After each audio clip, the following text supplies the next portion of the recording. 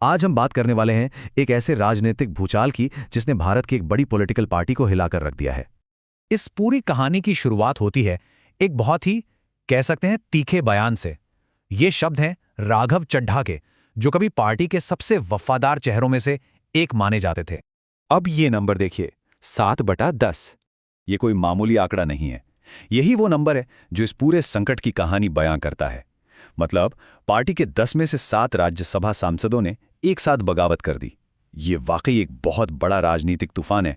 तो आखिर ये 7 लोग हैं कौन जिन्होंने इतना बड़ा कदम उठाया? चलिए एक नजर डालते हैं। अब इस लिस्ट को जरा ध्यान से देखिए।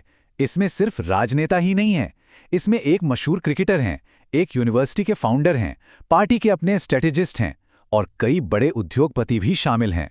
जब इतने अलग अलग फील्ड के बड़े नाम एक साथ पार्टी छोड़ते हैं तो ये सिर्फ एक राजनीतिक घटना नहीं रह जाती, ये पार्टी के लिए एक बहुत बड़ा अलार्म होता है। लेकिन ये जो बगावत हुई, ये रातों रात नहीं हुई। इसकी कहानी तो 22 दिन पहले शुरू हो गई थी। सोचिए, सिर्फ 22 दिन। पहले दिन राघव चड्ढा को एक बड़े पद से हटाया जाता है। 5वें दिन वो एक चेतावनी देते हैं जो उस वक्त शायद किसी ने इतनी गंभीरता से नहीं ली होगी, और 22वें दिन वो 7 सांसदों के साथ पार्टी ही छोड़ देते हैं। मतलब कितनी तेजी से ये पूरा घटनाक्रम आगे बढ़ा। तो अब हमारे सामने दो बिल्कुल अलग अलग कहानियां हैं। एक तरफ राघव चड्ढा हैं जो कह रहे हैं कि पार्टी अपने रास्ते से भटक गई है, और दूसरी तरफ पार्टी का जवाब है कि ये सब एक धोखा है, एक राजनीतिक साजिश है जिसे ऑपरेशन लोटस का नाम दिया जा रहा है। सच क्या है ये तो वक्त बताएगा, लेकिन दोनों पक्षों के बीच की खाई साफ नजर आ रही है। अच्छा, तो इस दल बदल का असर क्या हुआ? राजनीति में सत्ता का खेल नंबरों का होता है, और यहां नंबर पूरी तरह बदल गए हैं। ये देखिए, बगावत से पहले आपके राज्यसभा में 10 सांसद थे और अब सिर्फ 3। मतलब सीधा सीधा 70% की गिरावट। ये संसद के ऊपरी सदन में किसी भी पार्टी के लिए एक बहुत बहुत बड़ा झटका है। लेकिन यहाँ एक बहुत जरूरी सवाल उठता है।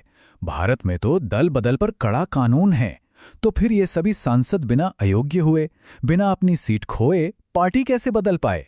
तो सारा खेल इस कानून के एक अपवाद का है। एंटी डिफेक्शन लॉ कहता है कि अगर किसी पार्टी के कम से कम 2/3 यानी 2/3 सांसद या विधायक एक साथ पार्टी छोड़ते हैं तो उनकी सदस्यता रद्द नहीं होगी। और यहां 10 में से 7 का मतलब हुआ 70%। ये आंकड़ा 2/3 से ज्यादा है। मतलब ये पूरा मूव बहुत ही सोच समझकर और कानूनी तौर पर सुरक्षित रहकर किया गया। ये पूरी घटना हमें राजनीति के एक कड़वे सच की याद दिलाती है, जहां वफादारी और महत्वाकांक्षा के बीच की रेखा बहुत धुंधली होती है। और इसका असर सिर्फ दिल्ली की राजनीति पर नहीं है, इसका सीधा असर पड़ेगा पंजाब पर, जहां अगले साल चुनाव हैं और जहां राघव चड्ढा पार्टी के सबसे बड़े रणनीतिकारों में से एक थे। ये पार्टी के लिए एक बड़ा सिरदर्द बन सकता है। और यहीं पे राजनीति की वो पुरानी कहावत बिल्कुल सटीक बैठती है कि यहाँ ना कोई परमानेंट दोस्त होता है, ना ही परमानेंट दुश्मन होता है, तो सिर्फ परमानेंट इंटरेस्ट। तो ये पूरा मामला हमें एक बड़े सवाल पे लाकर खड़ा कर देता है कि आज की राजनीति में वफादारी क्या है? क्या ये एक आदर्श है, एक सिद्धांत है, या फिर सत्ता के खेल में आगे बढ़ने की सिर्फ एक और रणनीति?